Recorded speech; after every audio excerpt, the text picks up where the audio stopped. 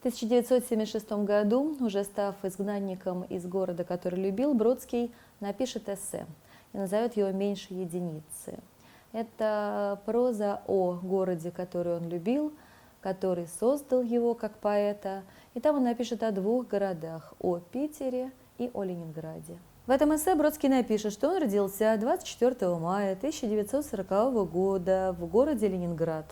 Однако потом он пишет, что он предпочитает называть город Питером, потому что помнит, когда город действительно был еще Петербургом. Это было сразу же после войны. Серые, светло-зеленые фасады, выбоинах от пуль, бесконечные пустые улицы, худое жесткое лицо и абстрактный блеск реки. Надо сказать, что из этих фасадов и портиков классических, в стиле модерн, эклектических, с их колоннами, пилястрами, головами мифических животных и людей, из этих орнаментов и кариатид, я узнал, пишет Бродский, об истории нашего мира больше, чем впоследствии из любой книги. Греция, Рим, Египет – все они были тут и хранили следы артиллерийских обстрелов. По сути, в этой фразе ключ ко всей поэтике Бродского. Что есть поэзия Бродского? Это удивительная попытка найти связь времен, это геометрия опрокинутых взглядов, необычная точка отсчета, это попытка связать, заштопать времена и, по сути, снова найти Бога в каждый момент существования, плюс интенсивный пульсирующий язык, смешение высокого и низкого, и все это дает почувствовать и понять город, о котором он пишет. Мы сейчас, конечно, с вами живем в Петербурге, а для Бродского Ленинград, город, который существовал в национальном сознании, как он писал, был весьма емким понятием. Ленинградом город становится все больше и больше с увеличением пошлости его содержимого. То есть Ленинград – это город, который теряет связь времен, культуру, основы, который приобретает скорее очерк некого города массовой культуры. И это город, в котором поэта судили за то, что он поэт, знаменитый процесс 1964 года над тунеядцем Бродским. Город, который все больше становился пустыней. И вот в 1966 году Бродский пишет стихотворение «Остановка в пустыне». «Теперь так мало греков в Ленинграде, что мы сломали греческую церковь, дабы построить на свободном месте концертный зал. В такой архитектуре есть что-то безнадежное. А впрочем, концертный зал на 1000 с лишним мест не так уж безнадежно. Это храм, и храм искусства». Вот она, неповторимая манера Бродского и его попытка размышления о том, как сломали греческую церковь.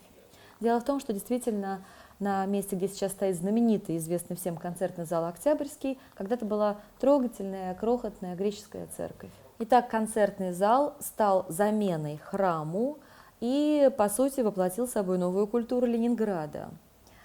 Кто же виноват, что мастерство вокальное дает сбор больше, чем знамена веры? Жаль только, что теперь издалека мы будем видеть не нормальный купол, а безобразно плоскую черту. Но что до безобразия пропорций, то человек зависит не от них, а чаще от пропорций безобразий. И вот сгусток философской лирики Бродского. Фразу услышьте еще раз. Человек зависит от пропорций, безобразий в нем самом. И, к сожалению, Ленинград становился все больше фоном для вот этих пропорций. Эти стихи Бродского запечатлели живую историю. Прекрасно помню, как ее ломали. Была весна, и я как раз тогда входил в одно татарское семейство. Смотрел в окно и видел греческую церковь. А дальше послушайте, как зримо, как физиологически точно. В церковный садик въехал эскаватор с подвешенной к стреле чугунной гирей, и стены сада стали поддаваться. Смешно не поддаваться, если ты стена, а пред тобою разрушитель. И вот опять гениально переменяются взгляды. То, что Бродский и умеет делать. Точка отсчета моментально другая, и мы чувствуем себя стеной, а где-то рядом разрушитель.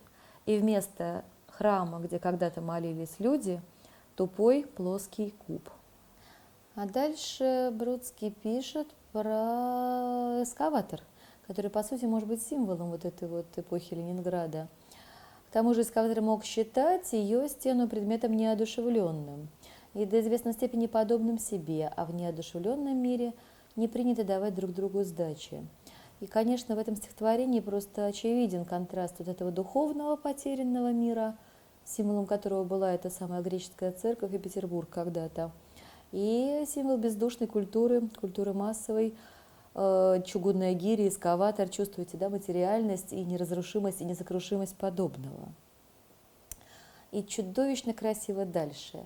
И я сквозь эти дыры в алтаре смотрел на убегавшие трамваи, на вереницу тусклых фонарей, и то, чего вообще не встретишь в церкви, теперь я видел через призму церкви. И вот, по сути, это и есть остановка в пустыне. Разрушенный храм, зияющие пустоты, провалы, бегущие трамваи города и ощущение себя вот в центре вселенной и в пустоте. Любой настоящий поэт, по сути, ищет дорогу к храму. Бродский нам пишет сейчас о дороге из храма. И вся его поэзия судорожно, неистово ищет именно обратный путь. Где найти Бога, смысл бытия. Сейчас сломали греческую церковь, сейчас провалы и пустоты. Дальше он напишет о том, что когда-нибудь, когда не будет нас, на нашем месте еще что-нибудь страшное, ужасное сотворят. И вопросами стихотворение наполнено, потому что правда страшно. Потеряна одна вера, другая. Что есть, по сути, остановка в пустыне. Остановка в пустыне – библейский сюжет. Если вы помните, Моисей выводил своих соплеменников из рабства духовного в Египте и водил их по пустыне 40 лет, пока не будет истреблено поколение рабов.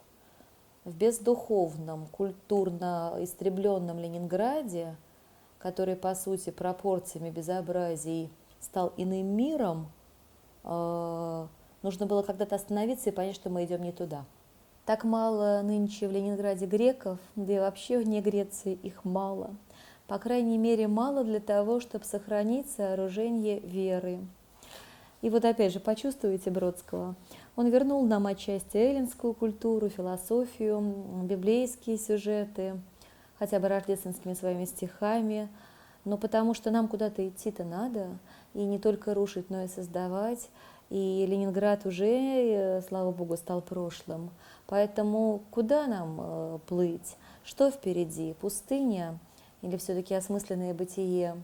Если так, то в чем наш общий долг? И что должны мы принести ей в жертву? Ей – это другой эре, будущему городу, жителями которыми мы являемся сейчас. Мы говорили с вами о городе Бродского. Мы пытались понять, что он, как он сделал поэта, как он создал его. А сам поэт напишет так. Жил-был когда-то мальчик. Он жил в самой несправедливой стране на свете. Ею правили существа, которых по всем человеческим меркам следовало признать выродками, чего, однако, не произошло. И был город, самый красивый город на свете, с огромной серой рекой, повисшей над своим глубоким дном, как огромное серое небо над ней самой. Вдоль реки стояли великолепные дворцы с такими изысканно прекрасными фасадами, что если мальчик стоял на правом берегу, то левый выглядел как отпечаток гигантского моллюска, минуемого цивилизацией, которая перестала существовать. Ну и по сути, что делает поэт и что делает наш город? Он возвращает нас к себе самим. Он ведет через пустыню. Он делает нас больше единицы. Он делает нас людьми, как сделал поэтом Иосифа Бродского.